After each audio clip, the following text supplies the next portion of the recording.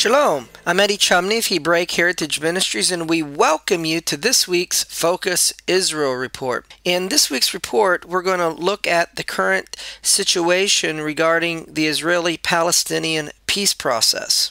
First, we're going to summarize what we're going to be covering regarding the peace process, and the summary is as follows. This past week, the United Nations voted to accept the Palestinians as a member of the UNESCO Organization of the United Nations. In response to this vote, the United States decided to cut funding to UNESCO, and Israel says that the UN acceptance of the PLO to be a member of UNESCO harms the peace process. In addition, Israel decided to accelerate settlement building and suspend tax payments to the PLO. Prime Minister Benjamin Netanyahu said the PLO wants a state without a negotiated settlement with Israel. The PLO said that they will not accept less than a full UN seat. The UN Security Council members of France, Britain, and Colombia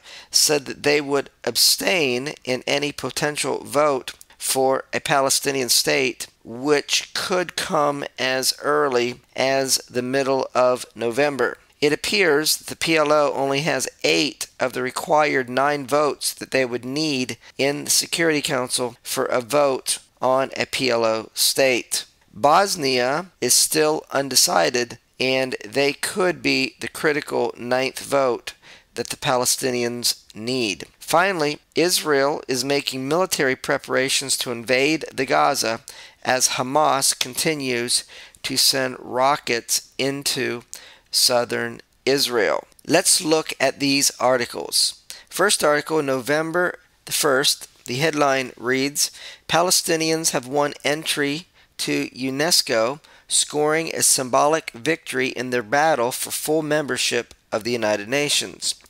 The General Conference decides to admit Palestine as a member of UNESCO, said the resolution that was adopted to loud applause by 107 countries, with 14 voting against and 52 abstaining. Accepting Palestine into UNESCO is a victory for our rights, for justice, and for freedom. Mahmoud Abbas spokesman Nabil Abu Radena quoted the Palestinian president as saying, "This is a unilateral Palestinian maneuver which will bring no change on the ground but further removes the possibility for a peace agreement," the Israeli Foreign Ministry said in their response.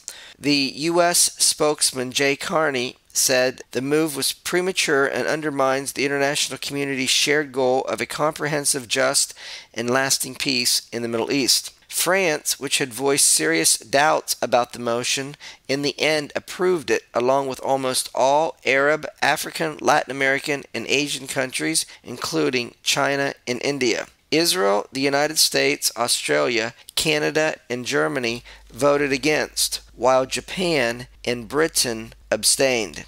So it's important to see how the members of the Security Council, who are permanent members, voted on this issue. China, Russia, and France voted for the Palestinians to be accepted as a member of UNESCO, but Britain abstained. The United States voted against. The next article is the U.S. response to the United Nations UNESCO vote. And the U.S. decided to cut UNESCO funding because of the United Nations admitting the Palestinians into UNESCO. The State Department says it was to have made a payment of $60 million to UNESCO this month, but will not be doing so now. It says long-standing U.S. laws force the Obama administration to end its support for UNESCO, an agency that relies on the U.S. for more than a fifth of its income. Next article is Israel response to the vote. October 31st, the headline reads, UNESCO vote harms chances for peace negotiations. Israel rejects the decision of the General Assembly of UNESCO of the October 31st accepting Palestine as a member state of the organization. This is a unilateral Palestinian maneuver which will bring no change on the ground, but further removes the possibility for a peace agreement. This decision will not turn the Palestinian Authority into an actual state, yet places unnecessary burdens on the route to renewing negotiations.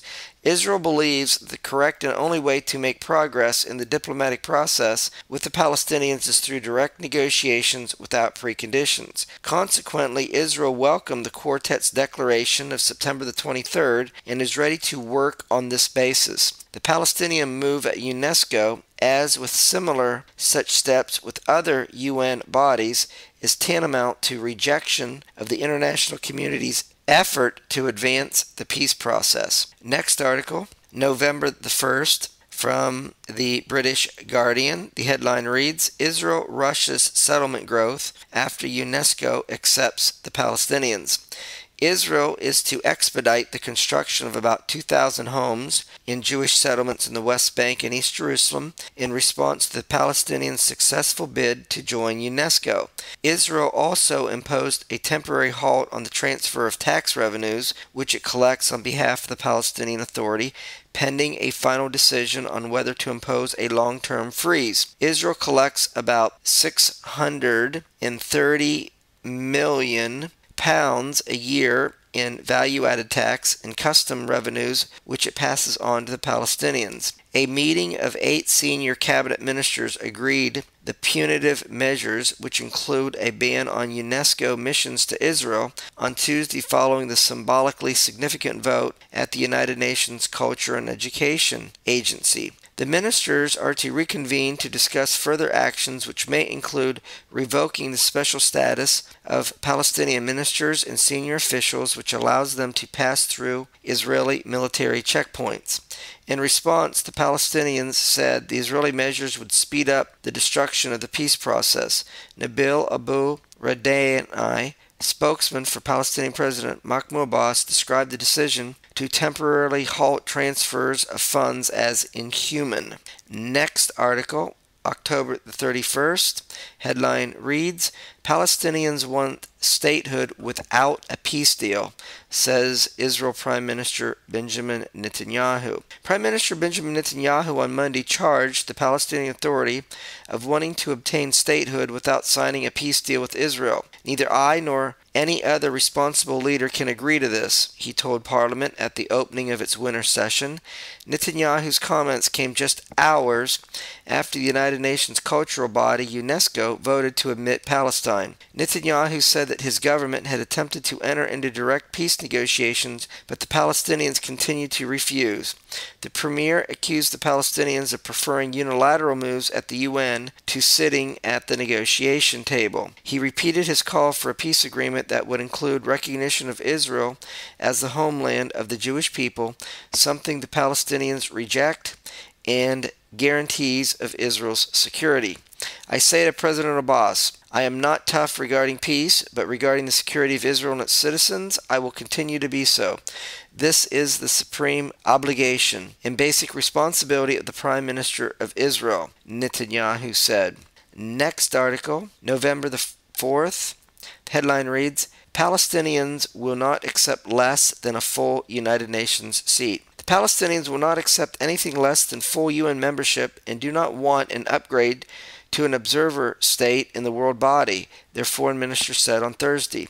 Malki said for now the Palestinians would not seek to join more UN agencies as a full member. At this moment, we are not concerned with applying for membership for Palestine in the rest of the international organizations, he said. The Palestinians would score a moral victory and force the United States to cast its veto if they can muster 9 votes to support them in the Council.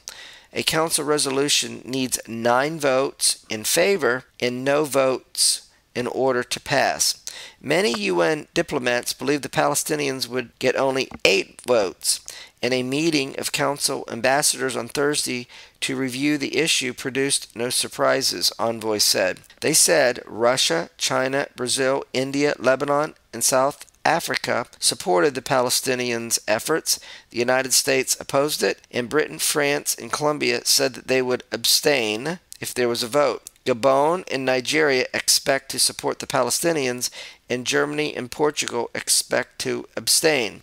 They did not spell out their positions, and Bosnia did not speak on the issue. Bosnia is also thought likely to abstain because its Muslim, Serb, and Croat collective presidency cannot agree. An update to non-member state, an idea also favored by French President Nicolas Sarkozy, could be won through a resolution in the General Assembly, where the Palestinians would likely glean the support they got in the UNESCO vote. They would then enjoy status equal to the Catholic Church and secure the all-important title of a state. Next article, November the 4th, the headline reads, "The reports are that France and Britain, Colombia, to abstain from a UN vote on Palestinian membership.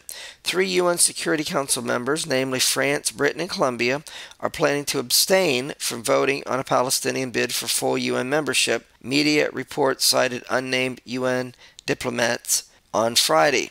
The reports quoted an unnamed UN diplomat as saying that the 3 nations had made their stand on the issue clear during a private meeting of the UNSC committee addressing the Palestinian membership bid. Next article, November the 2nd, the headline reads, "The Israeli military is preparing for a military operation in the Gaza Strip." Israel has reportedly ordered its military to prepare for a ground operation in the Gaza. The move is aimed at stopping the recent spate of rocket attacks into Israel, which killed an Israeli man and wounded several others at the weekend. Israeli warplanes have launched a series of strikes in Gaza since Saturday, killing at least 11 Palestinians suspected of involvement in launching dozens of rockets and mortars into Israel. For days, an Israeli drone has been flying above the Gaza, searching for more rocket launchers.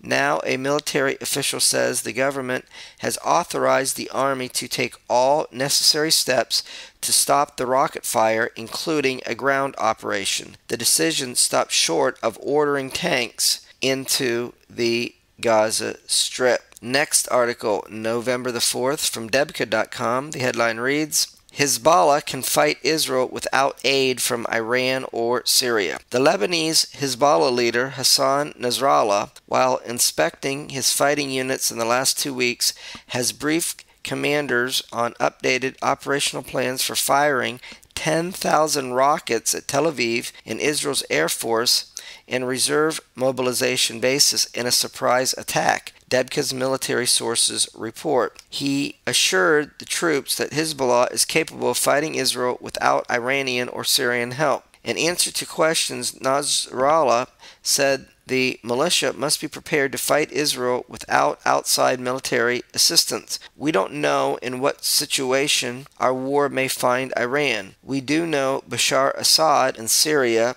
has been fighting a rebellion for the past 10 months and is in no condition to come to our aid," he said. To boost morale, Nasrallah reported the arrival of advanced weapons, including anti-tank and anti-air missiles from Libya. Debka's sources report they were delivered to Lebanon by sea in air freighters from the Libyan capital of Tripoli. A Hezbollah purchasing mission in Tripoli and Benghazi bought the weapons from military units making up the National Transitory Council ruling Libya as an interim government. Iranian and Egyptian Muslim Brotherhood agents were on hand to pay for the merchandise on the spot. In the briefings to his men, the Hezbollah leader also dredged up a 2-year-old plan to use the projected massive rocket assault as cover for 5 commando brigades to surge into northern Israel and seize designated sectors of the Galilee up to the outskirts of Carmel. Well, I pray this week's report has been a blessing to you. Until we do it again, shalom in Yeshua the Messiah. Amen.